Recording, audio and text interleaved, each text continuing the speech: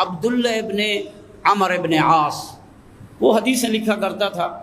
اور حدیثیں جو رسول بیان فرماتے تھے وہ رقم کر لیتا تھا۔ تو ایک شخص نے جو قریش کا تھا اس نے آ کر اسے کہا، بلکہ ایک سے زیادہ لوگوں نے بنی قریش کے آ کے لوگوں نے اسے کہا کہ یہ تو کیا لکھ رہا ہے، یہ چیزیں نہ لکھا کر، اس لیے کہ وہ بشر ہے نا،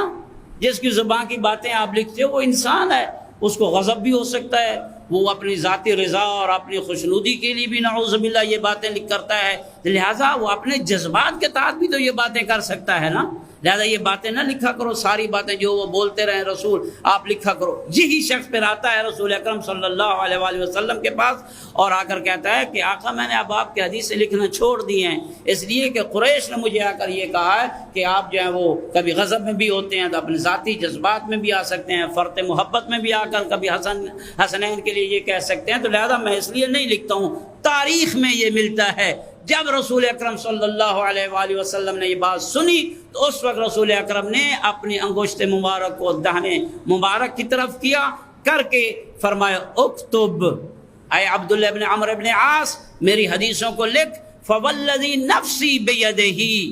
جس کے قبض قدرت میں محمد کی جان ہے، مجھے اس اللہ کی قسم ہے، ما یخرج منہ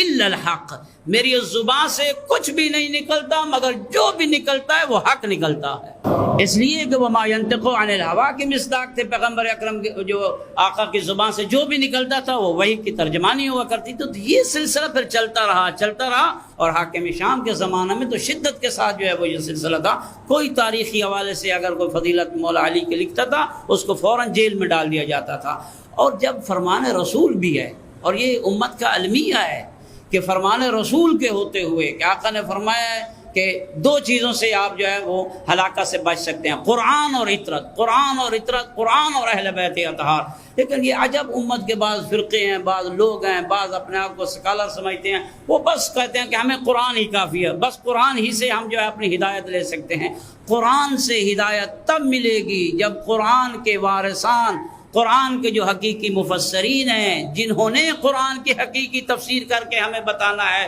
ان سے قرآن کو نہیں لیا جائے گا، اس وقت تک ہمیں ہدایت نہیں مل سکتی۔ اور یہی وجہ ہے کہ جب سے امت نے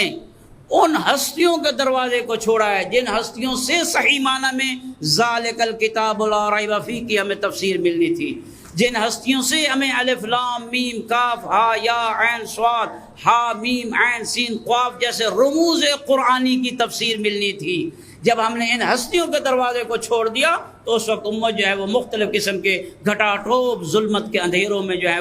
وہ چلے گئے ہیں اور وہ گمراہی کا شکار ہو گئے۔